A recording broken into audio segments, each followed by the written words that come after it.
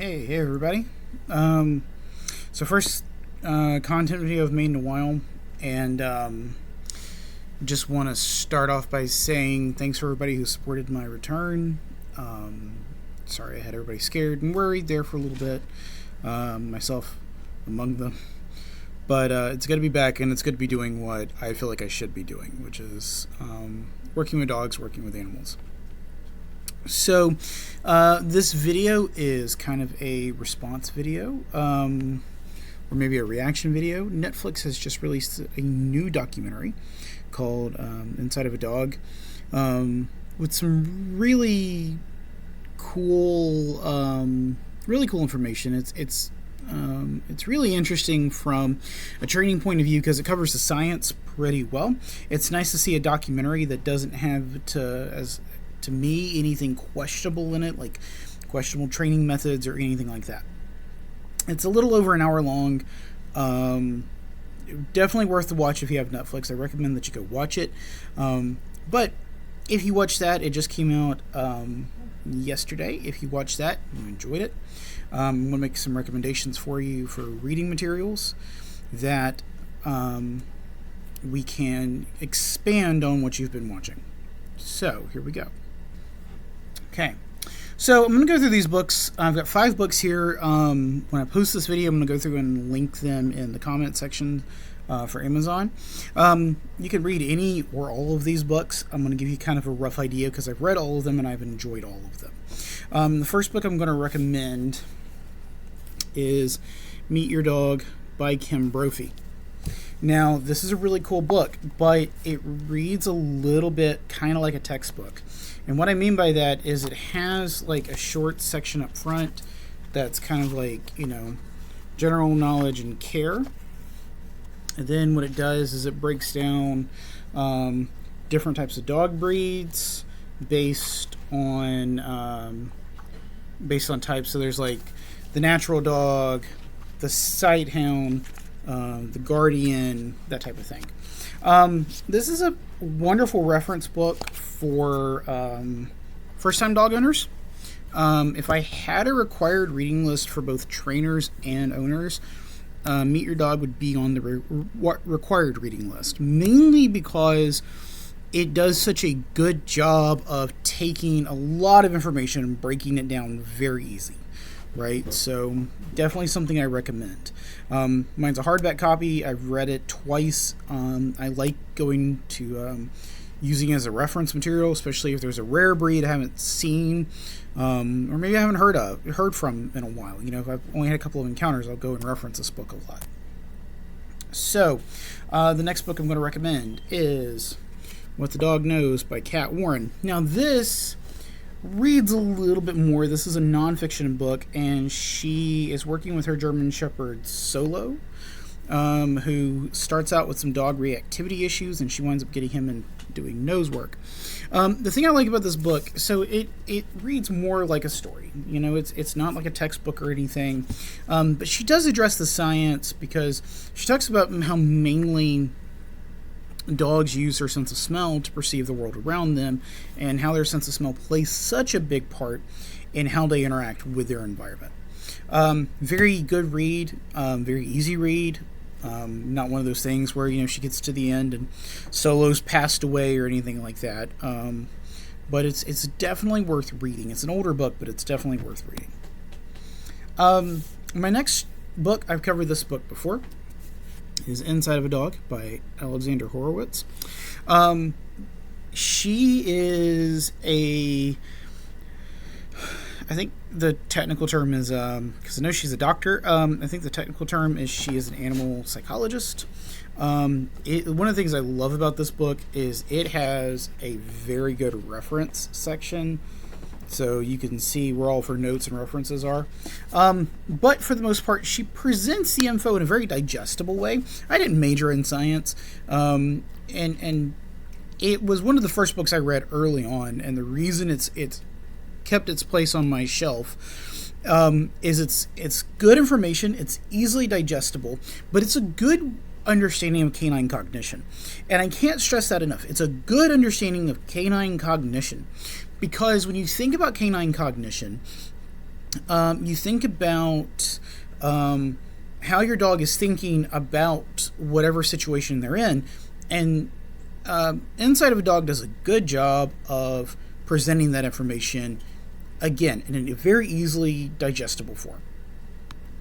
Okay, so the books we're going to transition into now, I would probably consider these books a little bit more for the dog professional, or maybe the dog hobbyist or aficionados. These are books that you're going to want. You're going to get more information than how to train your dog.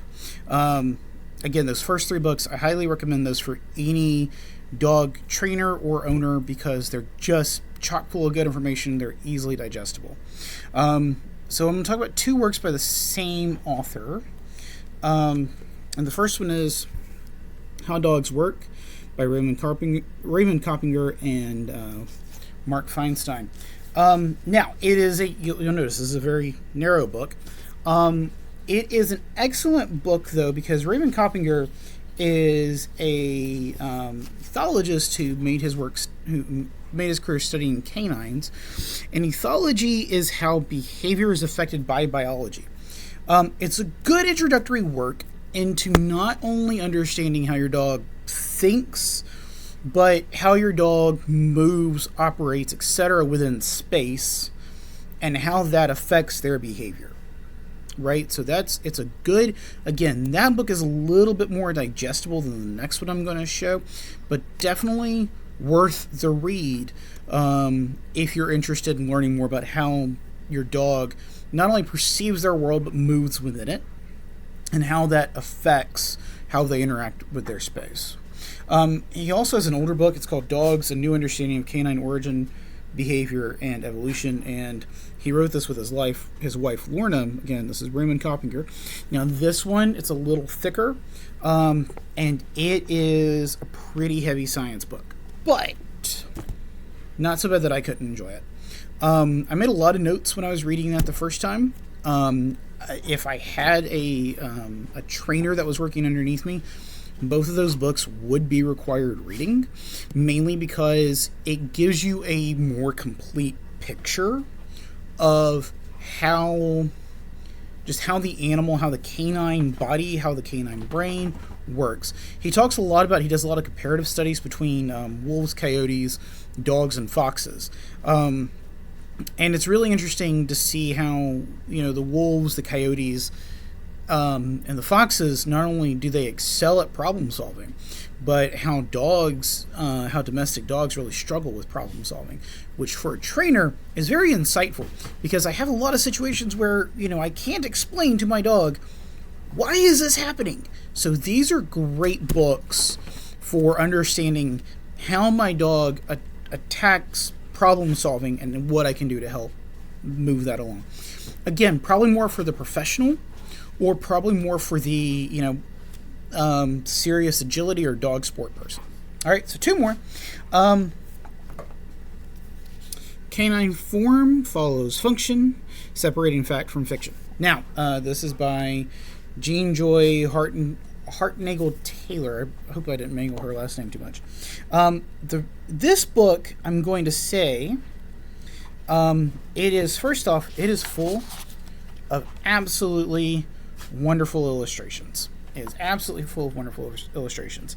It goes into a lot of anatomy, and I use this more as a reference book than anything else. Sitting down to just read this book, you'll see. I mean, a lot of the pages look like this, right? Now, why this is a good book is it gives you a better structural understanding of how and why your dog works, right?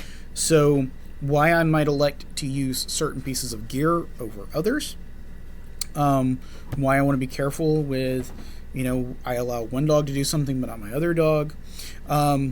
It's a little dense, I'm not going to lie. If you're training, it may or may not have as much of a bearing on your career as other books would. I recommend other books for technique and stuff like that first.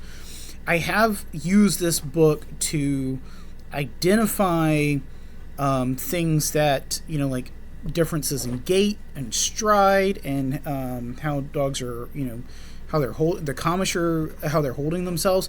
Mainly because we know that a lot of dogs suffer from undiagnosed pain and discomfort, and this book has helped me a lot in observing dogs move and looking for those differences in their gait and how they function, right? So it's an excellent book, probably, again, more for the professional and probably more for the person who is either doing behavior work or doing some dog sports. Excellent read. Last one I'm going to recommend. This is the Canine Behavior, a Photo Illustrated Handbook by the very knowledgeable Barbara Handelman, who is a titan in our field. And this book, it's just pictures for the most part. There's some. Sorry, dogs wanted out. It's an excellent book.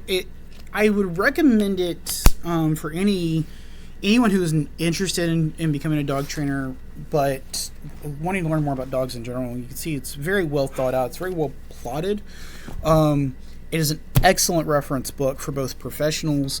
I wish I could convince more owners to pick it up. It's a very expensive book, but it's definitely worth its weight in gold. The benefit of it is that it's just a good physical reference. I've taken this book with me to classes before. I have, had clients send me videos, and I've gone back and referenced this book. It's an excellent book for studying canine body language. All right, guys. So that is 7 books that I recommend. If you enjoyed Inside of a Dog and you want to expand on your knowledge, these books right here are going to be a great way to expand on your knowledge of how your dog is functioning and how your dog thinks.